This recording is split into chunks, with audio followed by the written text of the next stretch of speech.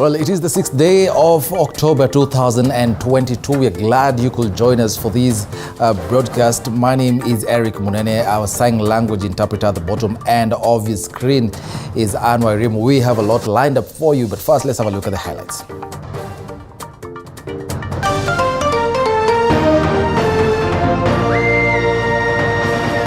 Tonight, chaos break out in Parliament moments after House Speaker Moses Wetangula rules that Kenya Kwanza carries the day in the majority debate. This by implication indicates that the Kenya Kwanza coalition is the majority party and the Azimio la Umoja One Kenya coalition party is the minority party. Azimio cries foul, saying Parliament is under siege. The Speaker, I listened keenly to your ruling on this contentious issue. Whereas, of course, I don't agree with it. Decision to bring back jail term to Sirisia MP and his business partner courting mixed reactions, with some feeling the rulings have political inclinations.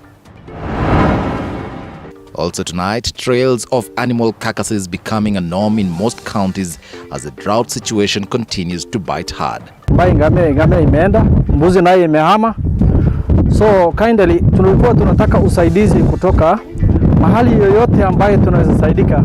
Government now calling for more regions to be added to the list of arid and semi-arid lands. I am aware, as you say, that on top of the ASAL areas, there are areas that are not designated as arid lands where there is a big problem.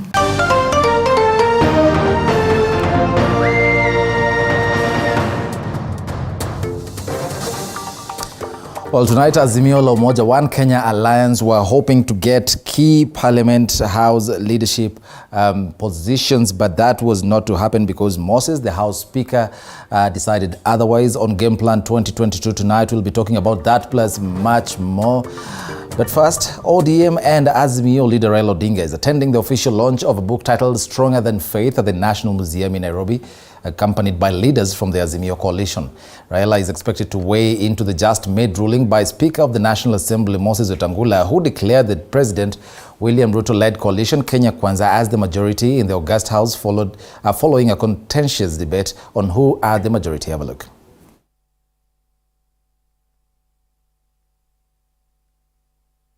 In terms of resources, it's also the poorest. Why? Because true African democrats who believe in Africa and using African wealth for the benefit of the African people have not been able to get power to do so. And the international monopoly capital is not comfortable. When you're talking about making Kenya a manufacturing hub to supply the whole of the Eastern and Central African region, those people are not happy with you. That is the language they don't want to hear.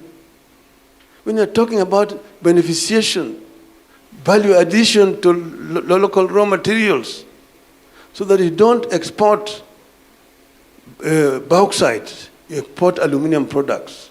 You don't export copper ore, you export copper products, including cables.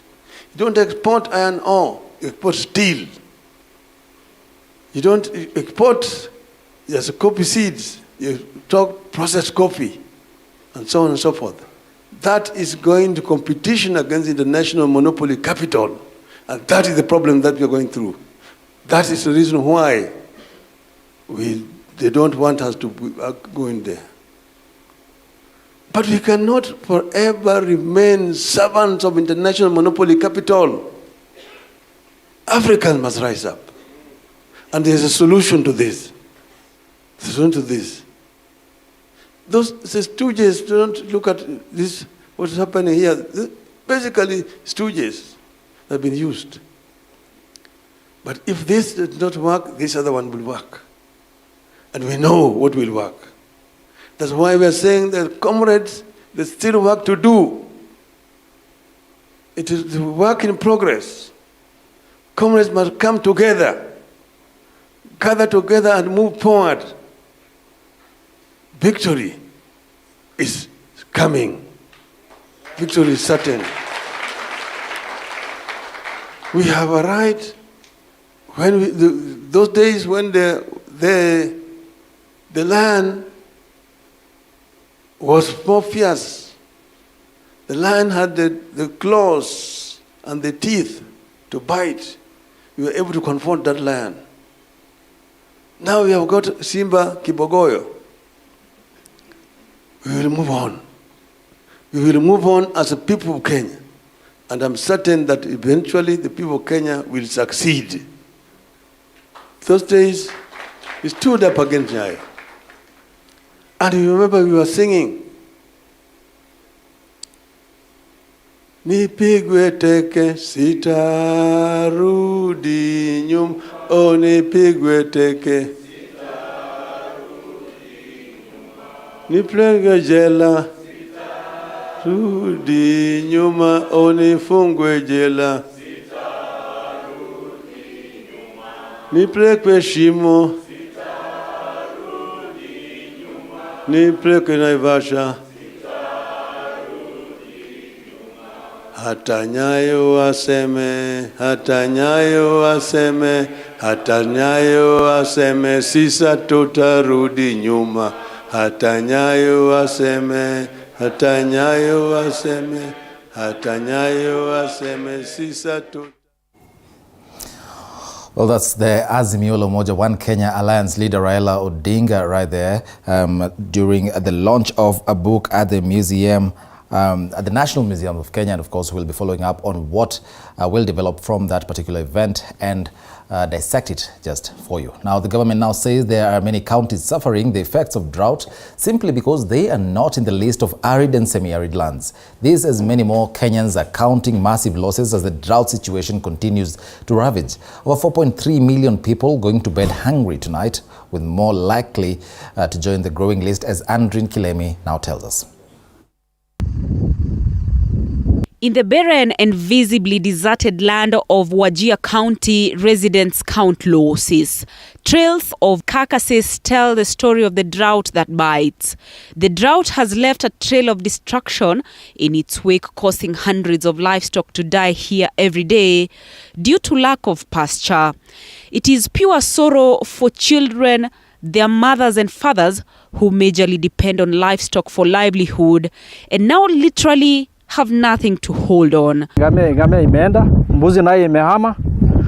So kindly tulikuwa tunataka usaidizi kutoka mahali yoyote ambaye tunaweza saidika. It is a case of same script, different caste and location in Kajiado County. Here, Mzee Alois Kitili is yet to come to terms with his major loss. He lost over 50 heads of cattle in the ongoing drought situation. Nilikuwa na wasichana ngapi secondary, wawili, mmoja college, na wata hajamaliza. Na hizi ngombe inakuwa kama ningekuwa ningeuza moja, ningekuwa nauza 70, 60, hivyo, hiyo bei. Lakini saa hizi sina. He says the situation might become worse if no immediate intervention is made, as the situation is affecting learning in the area. Hata watoto hakuna, saa ingine unakuta watoto haendi shule, chakula hakuna, ile ambaye ile mabagi ng'ombe ine, hata saa ingine hakuna nyasi, kuna kitu wa kukupatia. And as more Kenyans go to bed hungry tonight, the government finds itself between a rock and a hard place on how to deal with the situation.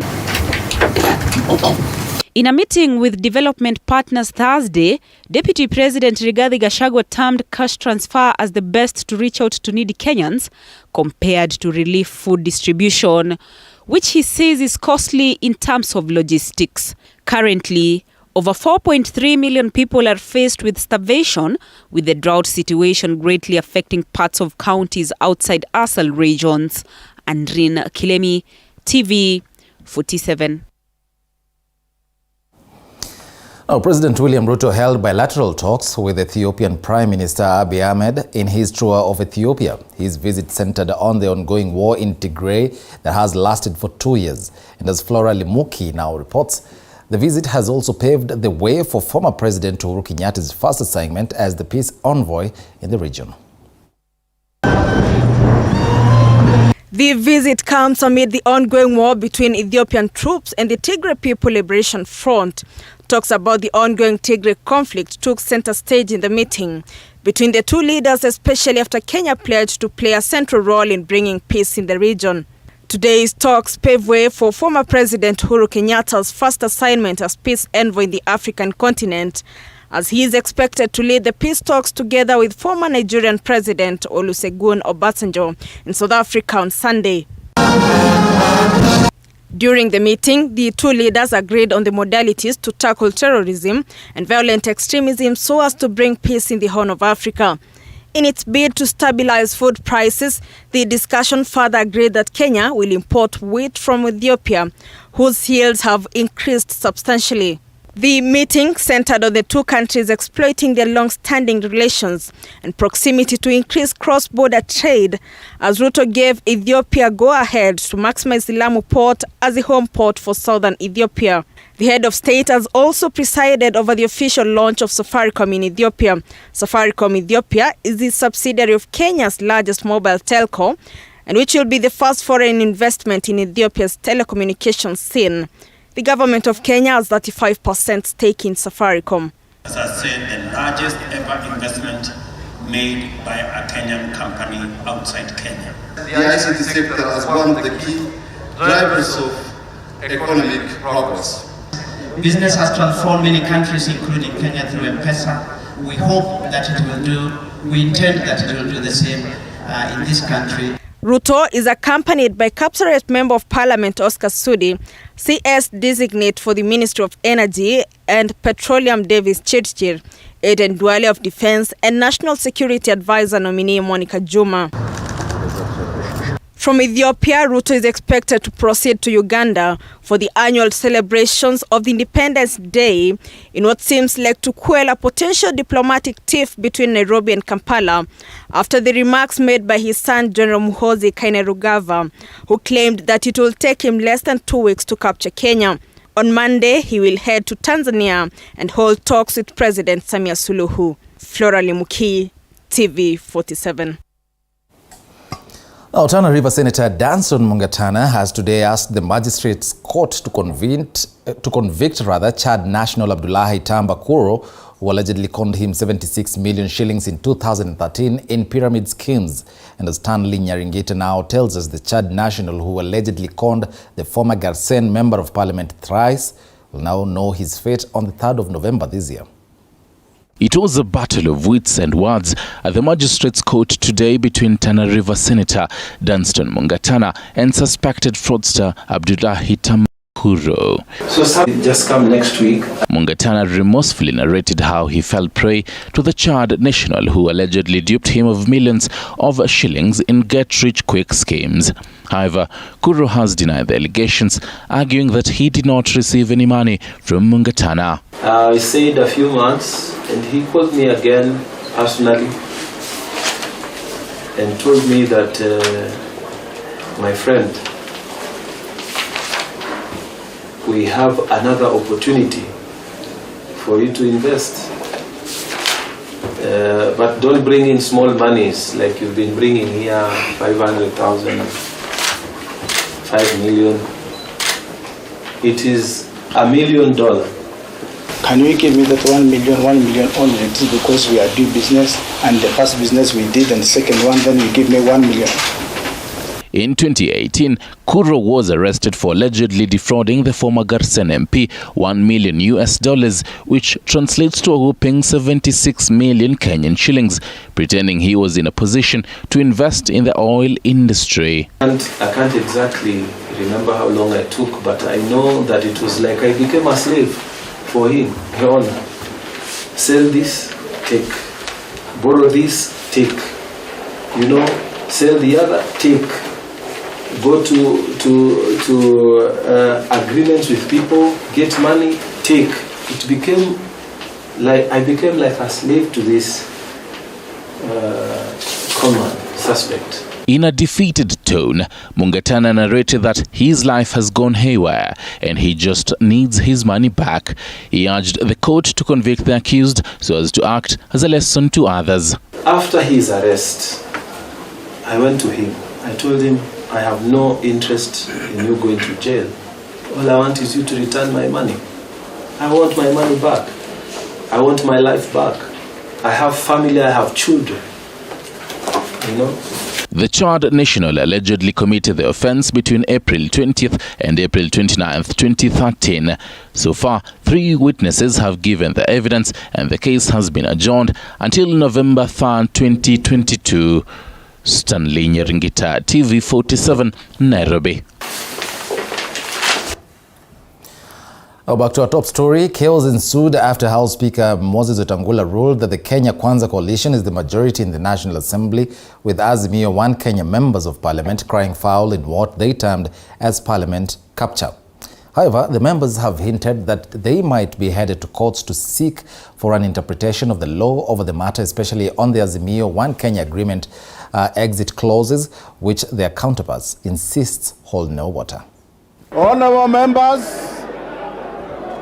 National Assembly Speaker Moses Wetangula was forced to adjourn the House sitting prematurely after Azimio lawmakers became disorderly, interrupting the proceedings after his ruling which pronounced Kenya Kwanza majority. Until Tuesday, the 11th of October 2022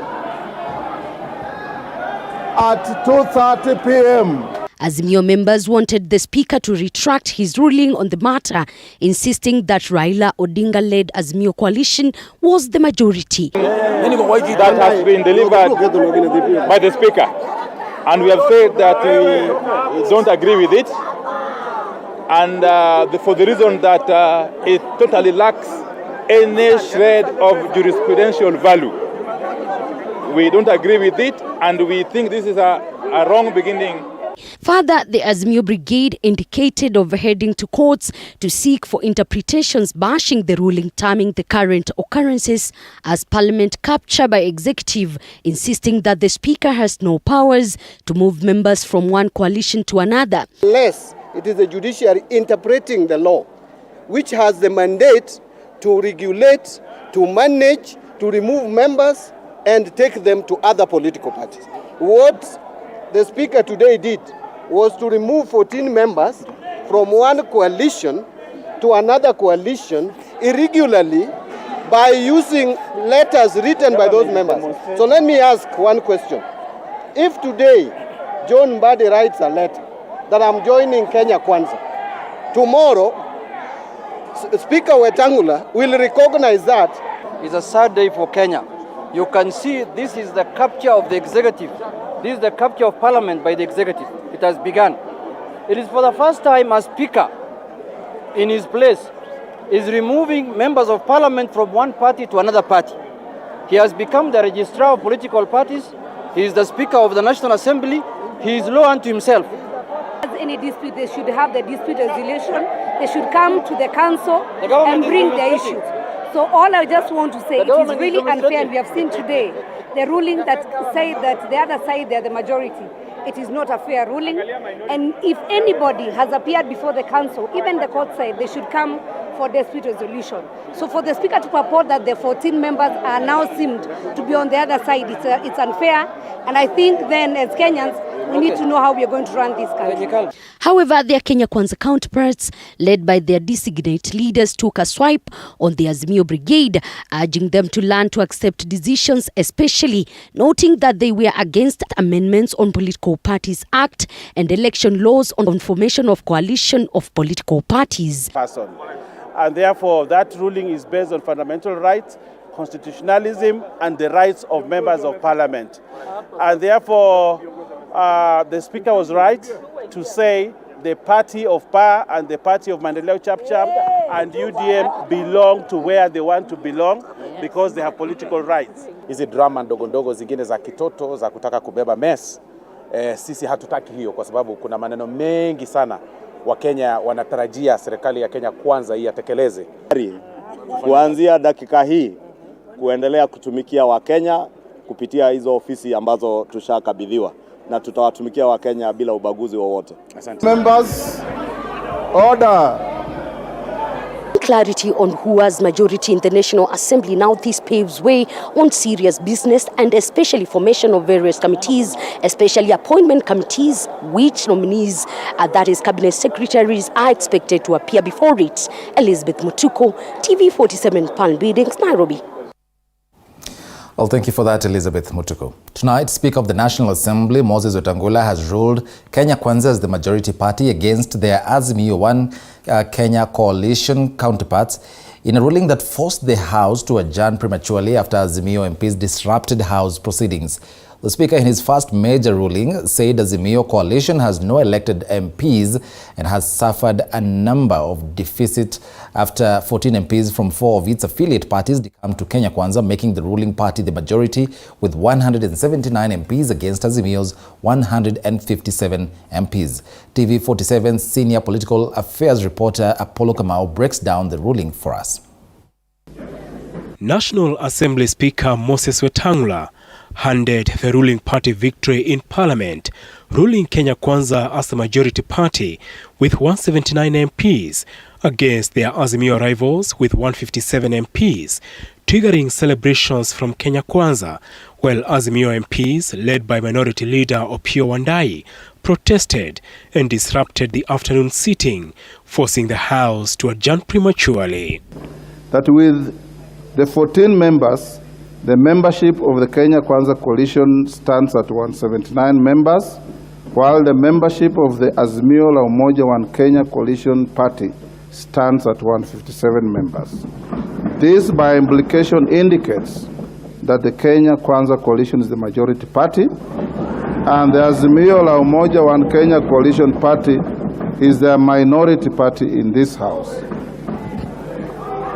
4, that the Kenya Kwanza coalition is entitled to appoint the leader of the majority party, while the Azimio la Umoja One Kenya coalition party is entitled to appoint the leader of the minority party. All the honorable members. Wetangula, premising his first major ruling on the failure by the Azimio party to have an elected MP in the National Assembly and the exit of 4 Azimio affiliate parties, MDG, MCC, PAR, and UDM, with a total of 14 MPs, which denied Azimio numbers in the House to form the majority side. Whereas, of course, I don't agree with it, I would wish to acknowledge the fact that this House operates in a quasi-judicial manner. And therefore, in line with the rules of natural justice, tenets of democracy, and established jurisprudence, I would wish to give notice that we shall be moving, Mr. Speaker, shall be moving you to review your decision. The Speaker also cast into doubt coalition agreement documents filed at the Registrar of Political Parties, which had errors and inconsistencies, and which were filed by the Registrar of Political Parties under Ruto at the Clerk's office on Thursday morning, 6 weeks after Parliament requested the coalition agreement documents. In the wake of the new developments, Kikuyu MP Kimani Ichung'wah is now the 13th Parliament Majority Leader to be deputized by Kilifi North MP Owen Baya. Ugunja MP Opiyo Wandayi is now the Minority Leader to be deputized by Kathiani MP Robert Mbui. South Mugirango MP Sylvanus Osoro is the Majority Whip to be deputized by Marsabit Woman Representative Naomi Jilo-Wako. Suna East MP Yunet Mohammed is the Minority Whip to be deputized by nominated MP Sabina Chege. The Speaker has directed the two sides to submit names of MPs to serve in the House Business Committee, Committee on Appointments that will vet Cabinet Secretaries, and Committee on Selection that picks members for departmental committees, setting in motion key events that will have the 13th Parliament properly constituted. Apol Kamau, TV47. Now, the High Court has upheld the 67-year jail term imposed on Sirisia MP John Waluke over the 313 million shillings NCPB case. Justice Esther Maina said the charges against Waluke and Grace Wahungu before the trial magistrate Elizabeth Juma Were were proven beyond reasonable doubt. As Mike Kaguongo reports, the two are, however, allowed to appeal the sentence within 14 days. Sirisia Member of Parliament John Waluke has been ordered to pay a 1 billion shillings fine or serve 67 years in jail for fraud. Waluke, who had appealed against a magistrate's court ruling that slapped him with the heavy sentences, lost the appeal before the High Court Thursday. Justice Esther Maina said Waluke and Wahungu will have to pay the fines or serve the sentences. Wahungu was sentenced to 69 years in prison. They were imprisoned in June 22nd, 2020 by the Anti-Corruption Court after being found of guilty of fraud and illegal acquisition of 297 million shillings through shady deals at the National Cereals and Produce Board (NCPB). When issuing the sentence that attracted a massive attention across the country and beyond in 2020, Senior Principal Magistrate Elizabeth Juma explained that the hefty fines were to set an example for individuals who would rather risk the lives of Kenyans to pursue personal interests. In her ruling, Justice Esther Maina said the sentences were not excessive. The two have been out on bail after they were released on 10 million and 20 million shillings on cash bail, respectively, in September 2020 after spending 3 months in jail. Amefungwa kwa sababu ya msimamo wa siasa. Waluke's case, I tell you our people, is being treated like a criminal case. Waluke's case is a civil matter. It's not criminal. The lawmaker ran on a Jubilee Party ticket, getting 16,461 votes against Ford Kenya candidates Naisuma Wafula's 8,811 votes. If unsatisfied with the High Court verdict, the lawmaker can challenge the ruling at the Court of Appeal within 14 days. If Waluke fails to appeal against the decision, then he will lose his parliamentary seat because he will have been jailed for more than 6 months. According to Article 103 of the Constitution of Kenya 2010, the office of the Member of Parliament becomes vacant if the member dies or if during any session of Parliament the member is absent from 8 sittings of the relevant House without permission in writing from the Speaker and is unable to offer satisfactory explanation for the absence of the relevant committee. If the member becomes disqualified for the election to Parliament under Article 99(2) D to H, which states that a person is subject to a sentence of imprisonment of at least 6 months as at the date of registration as a candidate or at the date of election. It's not clear where Waluke is after his co-accused Wahungu was escorted to the Milimani basement cells after the verdict was issued virtually by Justice Maina Thursday. Mike Kaguongo, TV 47, Nairobi.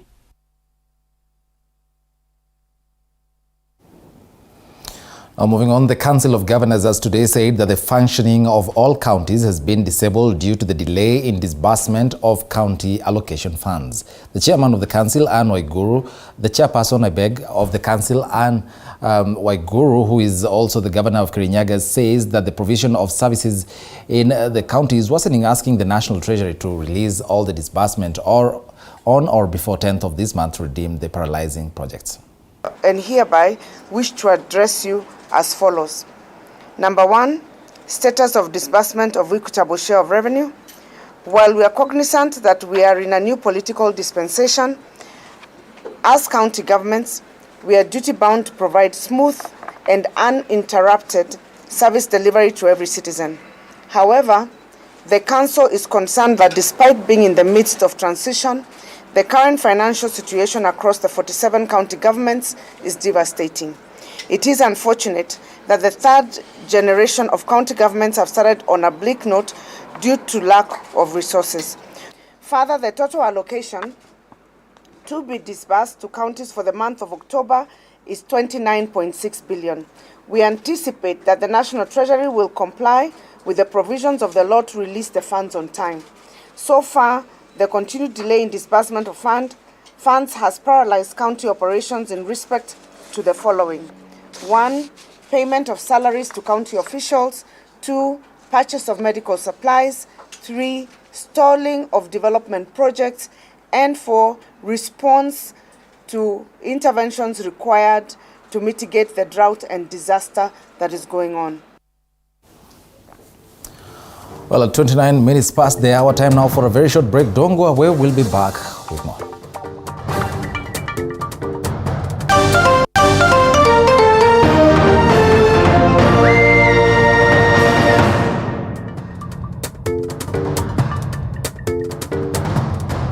You are watching TV 47, the home of untold stories. This fall, a new dawn. Disability is not only limited to physical disorder, but also mental issue. From depression. I was under depression for like 2 years. Bipolar. Bipolar disorder is a mood disorder. And even suicidal thoughts. When I was just about to hang myself, a certain voice just talked to me, and I believe that was God. I tried suicide more than 6 times. Beyond the Limit has gone beyond its limit to find answers so as to help everyone go through life with ease. Join Muthoni Maina every Saturday at 7:30 p.m.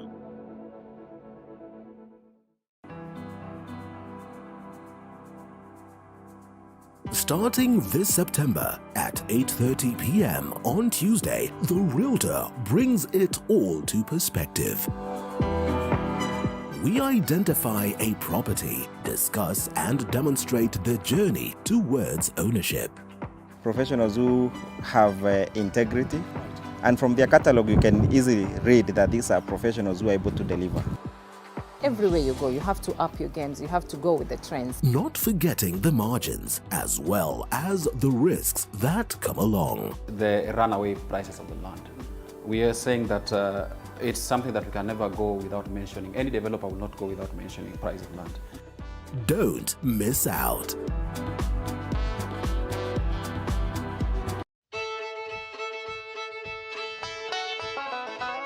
Do you want the latest news on farming? We've got the WikiLeaks for you. Get it? No? Well, okay. Every week, we give you insights on different farms, from crop farming to animal keeping. They're very hardy insects, yeah? The larvae is a very hardy insect. We look forward to having an optimum production in maybe about 5 years. Yes. Yeah. So we plant every week and we harvest every week. Join Violet Njoki every Sunday at 6:30 p.m. as we skooma the wiki. It's not all the time you have to read your farm. Sometimes it's of benefit.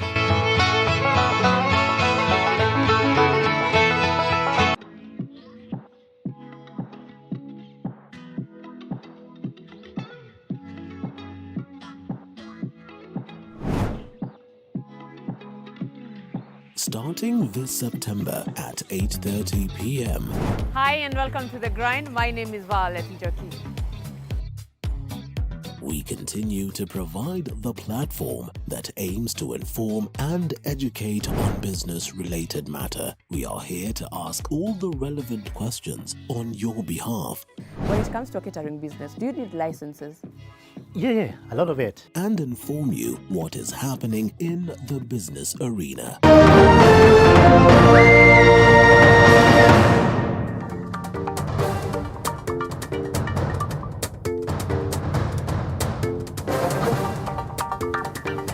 Welcome back and thanks for staying with us.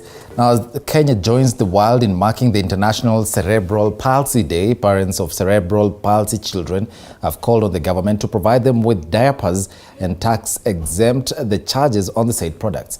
Our reporter Boniface Baraza has the details. These are tens of parents of cerebral palsy children who have converged here to commemorate the International Day of Cerebral Palsy. Among many pleas to the government, they want to be provided with resources to help them take care of children with cerebral palsy. Diapers kwanza zina stress sana. Tunaweza omba government waingilie kati.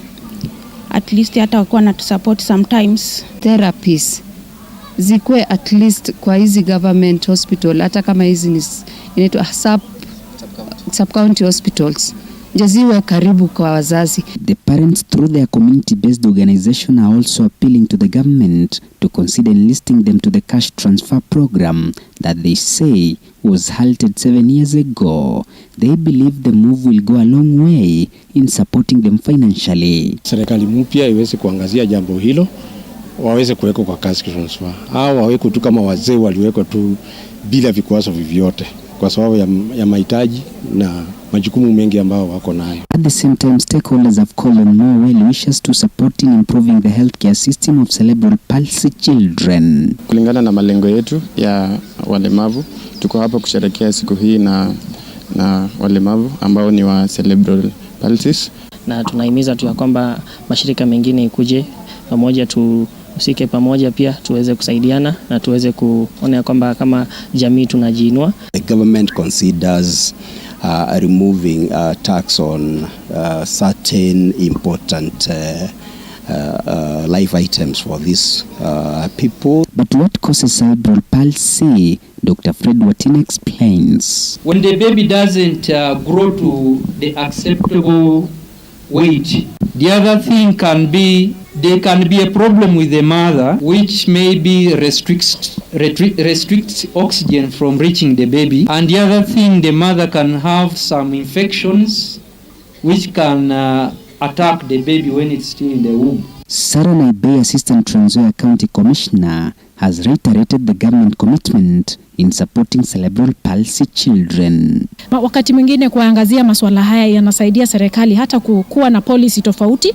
kwa sababu tunahitaji policy ndio tupate budget, tupate resources ya kusaidia jamii hii ya cerebral palsy. Trans Nzoia County has more than 300 children who suffer from cerebral palsy. Bonfas Barasa, TV47, Trans Nzoia County. Moving on, over 1,200 residents who live in Kijabe, which is on the border of Kiambu and Nakuru counties, have called on the government to come to their aid regarding a number of issues affecting them. And as Beatrice Watare now tells us, the town has had a major challenge in accessing clean water as well as poor infrastructure.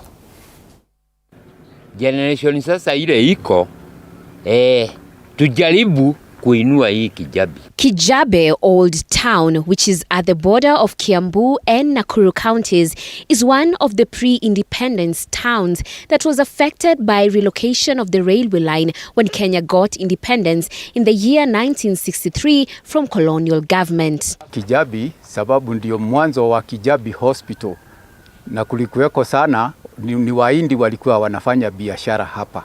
A building that was being used by Indians who were business people in the town is an indication that the town was once busy, but since the business people relocated to Nairobi City in Kijabe Street, it has left the building a pale shadow of its former self, consequently lying dormant.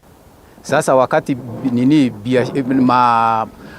reli ilingolewa hapa upande ya uchini ikapelekwa upande ya juu, sasa Wahindi sasa wakaondoka. Na kuondoka kwao ni sababu sasa hata mimi mwenyewe siwezi nikakaa pahali mimi sipati kitu ya kukula.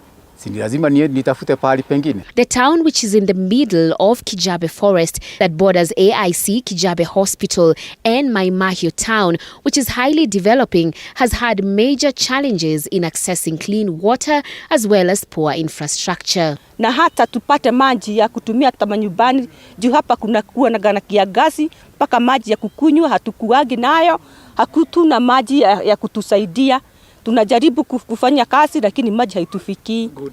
Now over 1,200 residents who live at the border of Kiambu and Nakuru counties have called on the two governments to collaborate and work together and issue them with title deeds to empower them to develop the area with the modern business houses in order to change their living condition. Shida hapa ni hii barabara kwanza. Na title ndio the main thing. Yeah. Title ikiwa sasa watu waradu wakubali kutupatia title, mambo itakuwa mzuri. Mashule tumejenga mzuri, lakini hakuna iko na title. Reporting for TV47, my name is Beatrice Watare. Now moving on, as the country continues to grapple with delayed access to justice due to, among others, the backlog of cases, it is now emerging that 95% of Kenyans do not report crimes to law enforcement due to the lack of faith in the criminal justice system. And as Chapkoech now reports, the judiciary finds itself on the receiving end as the weakest link in the justice cycle. Recent statistics indicate that only 5% of Kenyans report crime to the police in the country, and 1 in 2 Kenyans believe that there is no equality in the law. Amnesty International Kenya, in conjunction with the Law Society of Kenya and the Paralegal Society of Kenya, now say that access to justice in Kenya has become a major problem to Kenyans, with many now feeling that the law is only meant for the rich and powerful.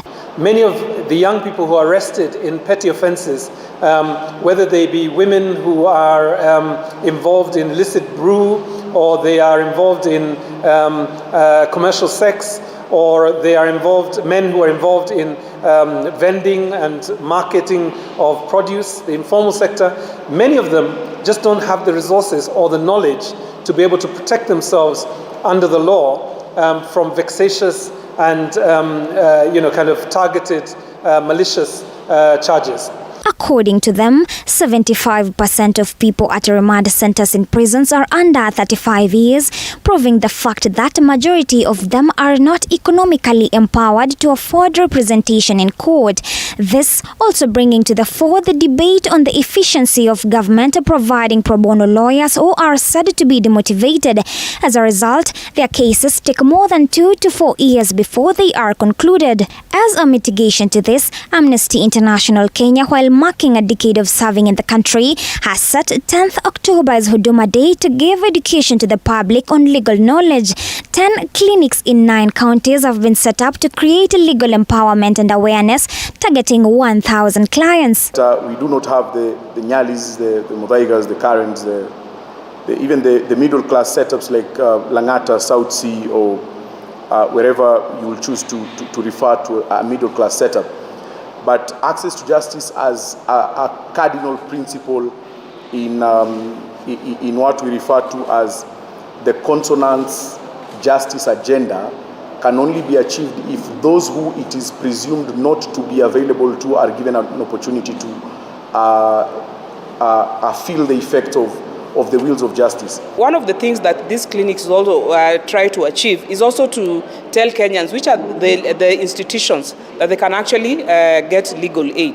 For example, a paralegal in Bungoma is able to, tell someone that, if this matter, let's take it to the Gender Commission, which is in whatever office. We can take this to the Kenya National Commission on Human Rights. We are looking at referrals. According to them, pro bono advocates will be given to people who have very needy cases on those who find it hard to navigate through the corridors of justice. There are needy cases that perhaps that will need services of a pro bono advocate. Then we will look into them. But then we are saying that very needy cases, very special cases. For example, and they must be of public interest litigation cases. For example, a child could not access justice because a doctor refused to, was charging for the filling of the P3 form. This comes at the backdrop of President William Ruto promising to better the sector and ensure the country is anchored on the rule of law. Chapkoech, TV 47, Nairobi. Moving on, the World Health Organization has issued a global health alert over 4 cough syrups linked to 66 deaths among children. The syrups originating from India and identified as promethazine oral solution, Cofexmalin baby cough syrup, Markov baby cough syrup, and Magrip and Col syrup have been potentially linked with acute kidney injuries. WHO's intervention came after medical authorities in the Gambia noticed an increase in cases of acute kidney injury among children under the age of 5 in late July. The Gambia's government has suspended the use of all paracetamol syrups and has urged people to use tablets instead. Have a look. Medical product alert for 4 contaminated medicines identified in the Gambia that had been potentially linked with acute kidney injuries and 66 deaths among children. The loss of these young lives is beyond heartbreaking for their families. The 4 medicines are cough and cold syrups produced by Maiden Pharmaceuticals Limited in India. WHO is conducting further investigation with the company and regulatory authorities in India. While the contaminated products have so far only been detected in the Gambia, they may have been distributed to other countries. WHO recommends all countries detect and remove these products from circulation to prevent further harm to patients. Now back home, the National Police Service Commission has okayed the payment in arrears of monies deducted from salaries of 1,223 graduate constable police officers that dates back to November 2021. In a statement today, the Commission asked the Acting Inspector General of Police and Acting DCI boss to move with speed and ensure that the affected officers are paid back their salaries starting from the date they stopped getting their wages. On September 29, 2022, the court dismissed the Commission's decision, saying it was unlawful and did not comply with the law. The Commission will, however, issue a revised circular to further guide on the matter.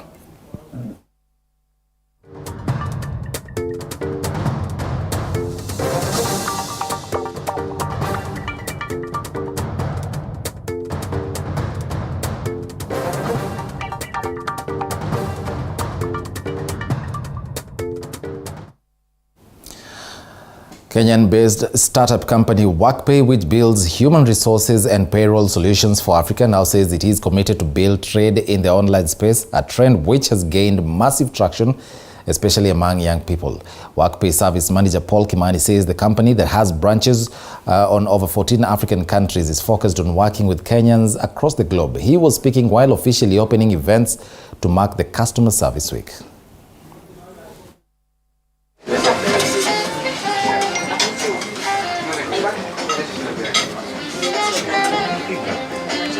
Katika hii wiki ya kuhudumia wateja wetu, tumepata fursa ya kuwatembelea katika ofisi zao ili kuwaona, ili wapate kutujua na sisi katika kikundi chetu chote. Tumewapelekea zawadi hapa na kule ili kuambia tu ni asante. I think for us the most important thing is just the message that we are giving to them, that we care for them, we are building for them, we want to build this company, them being at the center of everything that we do. So we might give them tokens, hampers and the like. But I think for me, the most important thing is what message are we giving them? What do we want them to understand from this Customer Success Week, which for us is that we appreciate them. We are ready to continue working very hard for them, and we are ready to continue supporting them in their growth. Our business is here to help their businesses grow. So it's very interesting. About last year, sometime in June, we're trying to look for how do we, as our team was growing, how do we pay all these individuals? How do you make sure we comply? And the different accountants I talked to talked about, everyone has their own individual spreadsheets that they use for working this. There was some expensive systems. So I just went on Google, found something local. I think Workpay at that point had something online where I could calculate all of these. So if these guys are providing this for free online, let me have a chat to them. Now, residents in Turkana have expressed fear of Ebola transmission in the area through the Turkana-Uganda border. Speaking in Lodwar town, the residents have called on the government to set up prevention measures so as to contain a possible outbreak. According to the residents, very little sensitization has been done in the area, hence risking the lives of many who trade at the border. Sisi tuko katika hatarini kabisa. Tunataka watu wakiingia Kenya, kwa sababu si wale wakikutoka huko wataleta ugonjwa watuambukishe hii ya Ebola. Sasa tungetaka serikali ingilie kati about hiyo boundary yenye iko hapo. Juu watu wanaweza leta ugonjwa kutoka huko, wakuwa wakipimwa ndio wanaingia. Na wenye wanatoka huku kwetu wakuwa wakipimwa. Mimi ningependa waweke madaktari huko upande ya mpaka. Wakati watu wa Uganda wanaingia hapa lazima wapimwe, na hata wale wa Turkana wale wanaenda upande ya Uganda lazima wapime, wajue kama wako wasalama ama wako namna gani. Sana kuhusu mambo ya Ebola.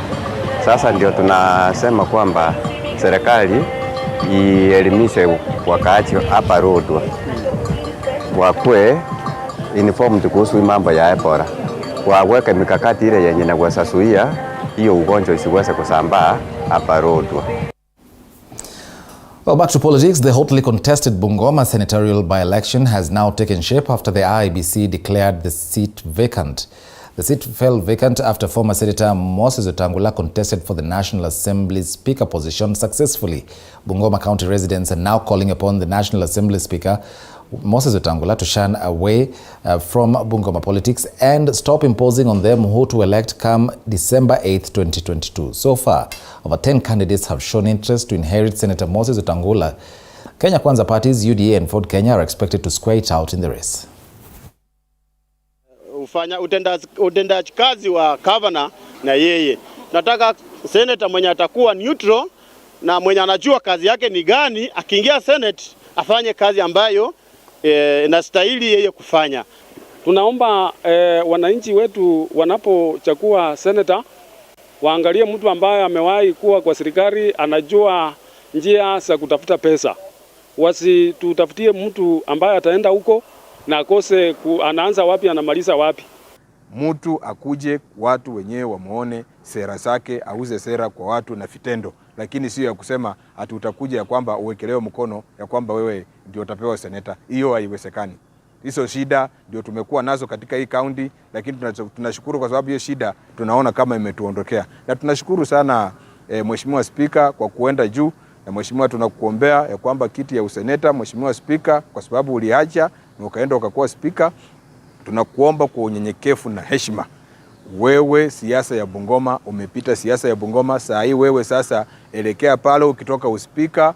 Wewe pia Mheshimiwa Speaker, usikwende ufike uspika na wewe pia urudi kama wengine, unarudi kuania kiti cha ukavana katika kaunti ya Bungoma. Kiti cha useneta kiko wasi, na nasema wale wanachama wote wanataka kukombea kwa kiti ya UDA ni wakaribisha wote na wakuche watukue na nomination mzuri ya haki na ukweli, na sisi tujakuwe mtu mmoja ndio mwenye takiria sisi katika hiyo tarehe 8 ikifika Disemba.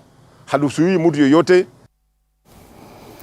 Time now for the latest in the world of sports. Swimming stakeholders in the country earlier today held a meeting to discuss expectations on normalization of swimming matters in the country at the Stadium Hotel Kasarani Sports Center. Speaking at the meeting, FINA Vice President Ramsamy Sambasiva said they are working on rebuilding, familiarizing swimming as a game in the country as the National Olympic Committee of Kenya Secretary General Francis Mutuku assured the swimming stakeholders that they are working on having a new swimming federation constitution and election will be held to elect new members of the federation in the next 3 months. Jitahidi, tuko na miezi kama 3 iliyobaki, tuko na mambo ya kila siku kuendesha swimming hapa nchini. Ya pili ni kuandaa elections ikuwe kabla mwezi wa 12, na ingine ile muhimu ni kusaidia watu wote wa swimming kukubaliana vile wangependa constitution yao ikuwe. Well, I'm very impressed with what happened today. The 3-person stabilization committee has done an excellent job, and the interaction has been very, very good from the participants. We had coaches, we had parents, we had sports organizers, and specifically swimming administrators. So our role is to make sure we can finalize the constitution and make sure that we can then hold elections to take Kenyan swimming forward. We are under no illusions that this will resolve all the challenges, and we need to look at a way of how we can bridge the divide. Swimming is very divided in the country, and we need to look at mechanisms of how we're going to resolve that divide and support them together with ourselves as Kana and FINA. The National Olympic Committee held a gala ceremony for the 2022 Commonwealth Games team in Uasin Gishu County. Speaking during the ceremony, athletics legend Chapkoech called for clean sport as he urged athletes to avoid using banned substances and those who sway athletes into doping to be banned completely. On his part, NOC President Paul Tergat urged the athletes to protect their dignity and avoid shortcuts. Meanwhile, Commonwealth Games 3,000 meters steeplechase champion Jacqueline Chapkoech received an outstanding award for running a new record, while Ferdinand Omanyala was also feted for bringing home the 100 meters gold medal after 60 years. To them. We need to guide them. Even if we know the coach which is using them for their own benefit, that coach should be taken out. Anybody which is concerned should be banned completely, not to utilize our own children, our own athletes for his own benefit. Kama wakati wetu hatukuwa na vitu kama hizi, na ukiona numbers ile zinatokea kila siku ni kubwa mno, na inaharibu China ya nchi, inaharibu jina ya michezo. So let us forget about this business of doping completely. There is nowhere in this world today that you will survive, that you think that you can take drugs and you will not be found. Moving on, the Kenya Rugby Union announced the postponement of the 25th edition of the Safari 7 series, which was slated for 14th to 16th of this month at the RFUEA grounds. Through a statement, the union noted that the decision to postpone the event was due to unavoidable circumstances, and the new date will be announced in future communication. The tournament was launched late September, and the union confirmed 12 men and 6 women teams will grace the competition.